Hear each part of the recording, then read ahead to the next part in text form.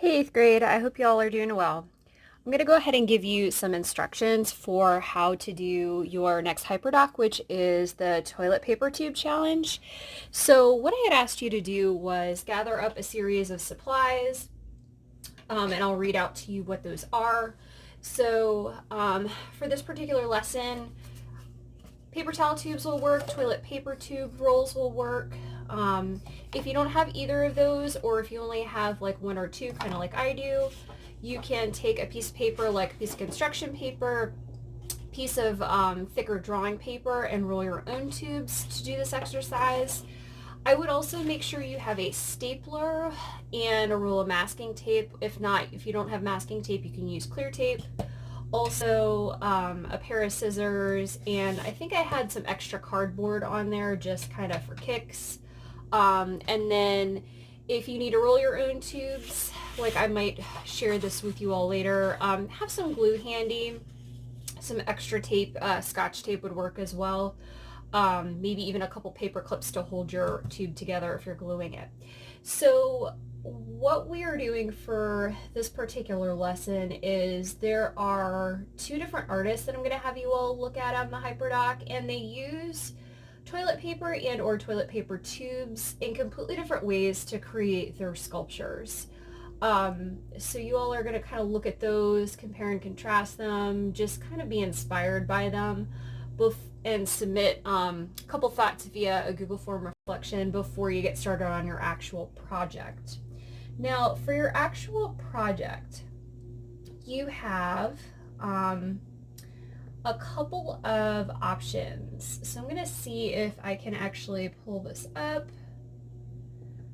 Let me see if I can pull this up for you guys. So you have two different options in terms of how you can work. Let me see if I can fold this back. I don't want to ruin it. All right. So for this particular option, you can use toilet paper tubes to create something that's relatively flat, basically a relief wall sculpture. And you can see how the one on the right is a whole bunch of thinly sliced tubes, cardboard tubes that are folded or morphed kind of into different shapes. You have like kind of the football oval shape, and they're attached together in different ways. And then the one on the left-hand side, you have kind of looks like grasses. In these particular ones, the tubes are a little bit, the slices are a little bit bigger and the tops are feathered, but they're still attached together in a similar fashion. The next option you all have, let me see if I can get this, is to kind of build more three-dimensionally. And in this case, you can do something where you are constructing with these in terms of sculpture in the round, building something three-dimensional. So for this particular one, I think this was like a plant stand or a vase or something like that. This particular artist created their base form of these like four little football shapes that are attached together, and then repeated it all the way around the side of the vase to hold the flowers together. So this would be an example of something that's a little bit more three-dimensional, where the wall one is kind of like a relief sculpture, and that's more 2D. So whatever way you choose to go, it's totally up to you. But what I am going to ask that you do is, when you start off with this, is to start kind of figuring out what shape that you want to work with and how you're going to slice your tubes, okay? So if you only have something that is like this, where you have, okay, you're like, well, I only have one of these types of tubes and two of these other ones, I'm going to ask that you create about 20 to 30 of these little slices, okay? So, for example, I know that if I do my slices about like this size, and I would keep them about this thickness, so if you think about like your finger and just sort of the first little section in your finger, if you're going to end up stapling these together, you don't want to go any thinner than this width right here, because it's going to be hard for the stapler to grab onto this. you can figure I can probably get out of this one paper towel tube maybe 1, 2, 3, 4, 5, 6, 7, 8, 9, 10, 11, maybe even 12 out of this one. So just kind of look at what you have and sort of estimate accordingly. I think out of this one I could probably get, let's see, 1, 2, 3, 4 or 5 out of this. So right here I have what, 10 and 12. I'm already at like close to 22 little sections. So this is really all you need. If you only have, something that looks like this, you could totally roll your own tubes, okay? So again, using something like construction paper, okay, so I have a piece that looks like this. I'm going to use masking tape because I don't really have anything else handy right now.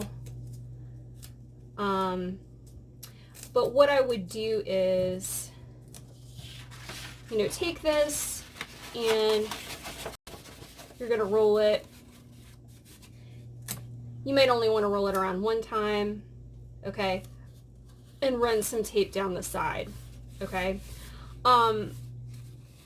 If you choose to use your glue stick, and run it down, it's going to make it look better, because one of the criteria is I don't want to see a whole lot of tape kind of all over the place messing with the form of the sculpture, so it's a craftsmanship issue. I would probably vote for the glue stick all the way down, and then use paper clips like right here or right here to hold this together, maybe for a couple hours, and then come back to it, and then you can slice this apart, okay? So this will work just as well, any kind of thicker paper, construction paper, drawing paper, etc. Okay, so before I get started actually building stuff, what I'm going to go ahead and do is cut apart my paper towel tube. Okay, so I'm going to have something that looks like this, and again, I'm not going any thinner than about this, because I don't have a stapler to work with. I have no idea where my stapler went. I'm going to use the masking tape, but for this to really stay together, I think stapler for final would be good. Okay, so I'm not gonna bore you with like cutting these apart, but see how I have these little sections. Before you even start building with your little slices of paper towel tubes here, what I want you to think about is what type of shapes can you use, or which type of shapes can you use to transform these little sections into, okay? I will share with you the benefit of doing this. So I started messing around with mine right here.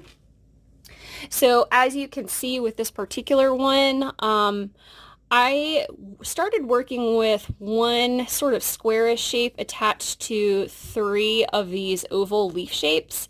And I started to create a zigzag with them, kind of in a particular pattern. It's not exact. And I came across that by giving myself an opportunity just to mess with some of these things here.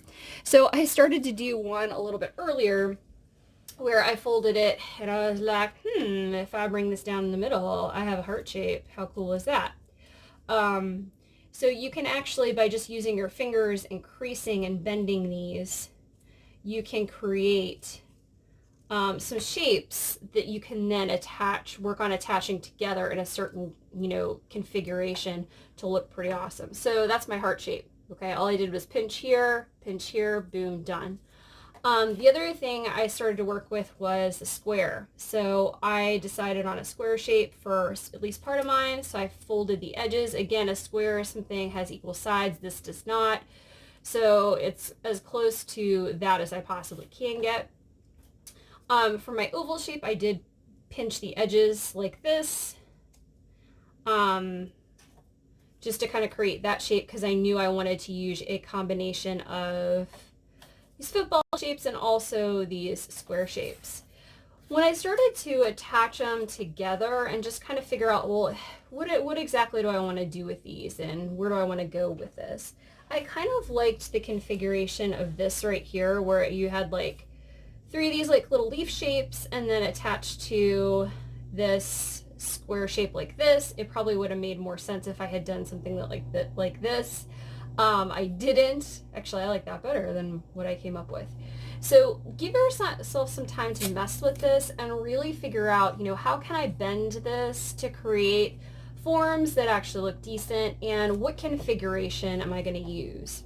Now I'm going to make mine into more of a 2D wall hanging type thing, and I'm going to have it go in different directions. So I'm just kind of going to see as I build my clusters of shapes where I want it to take me.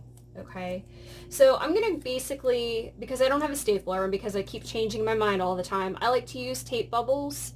So I like masking tape a lot, as you all know, so I tend to use that more frequently. But when you go to attach some of these things together, you don't want to see a whole lot of tape at all. It's just going to make it look kind of gross and icky, like you just, used a whole bunch of toilet paper tubes for something weird, rather than kind of look like a cohesive piece of art. So I attach these together. So these are actually pretty well attached right now. You know what I'm going to do? I am going to be a rebel. I'm going to go ahead and see if I can attach this the way I like it a little bit better. So I'm putting a piece of tape here, putting a piece of tape on the other side. So I have something that looks like pressing, holding. You don't press and hold it, it's basically not going to stay very well. But I have something that looks more like this. Okay, so this is going to be my base form that I then use kind of repeatedly throughout. Now, once I decided on that, I created a whole bunch of these. So this actually kind of looks like a dog paw now. That's funny. I created a whole bunch of these and then just started attaching them together. Okay, so same sort of thing. So you can see my dog paw cluster there, and how I attached it over here. And see how it's starting to become like this zigzaggy shape.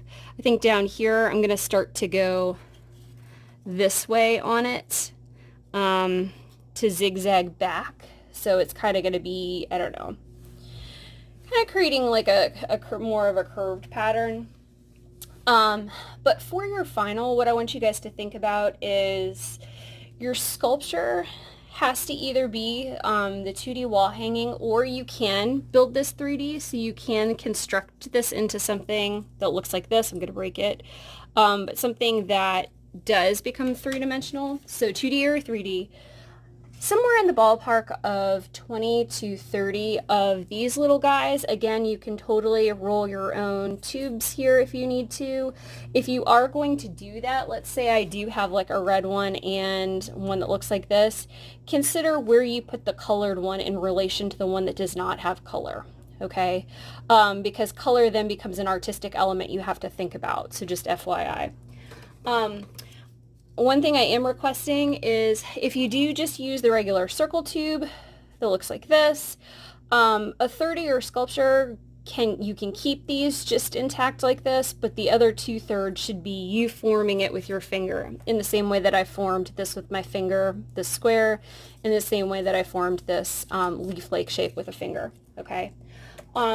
Also, consider how you can repeat shapes. Okay, so remember I did my paw shape here and kind of repeated it, and it's starting to kind of take on a life of its own. Consider having some element of it that's repeated. And then last but not least, I would like you guys to photograph these. And actually, this might be a good time to kind of share with you how this is going to look. When you photograph this, see how right now I'm working with this on a white piece of paper background? It looks really cool when it has that blank background. So you can put it up against a wall, make sure you have good lighting, it's in focus, and photograph it. But I would definitely try and have this angle if you can, for a wall hanging. Or a photo that has good lighting that's in focus, just so I can see what it is you guys have created. Okay, so you're going to attach that photo on Google Classroom, and as always, fill out the Google Form reflection. Let me know if you have any questions. This is just something kind of fun and interesting to mess around with. I did put some really fun things on the extension, like how to create animals out of toilet paper tubes and how to draw faces on them. There's something called the Loo Challenge, which I think is going on in the UK, which is based on drawing different things on one of these tubes themselves. So you can feel free to participate in that if you so choose. No, you cannot make an animal out of a toilet paper thing for your project, just because I really want to see what you guys can come up with in terms of, creating something more abstract and more, I don't know, design oriented with these little fragments of paper towel tubes. Good luck. Let me know if you have any questions.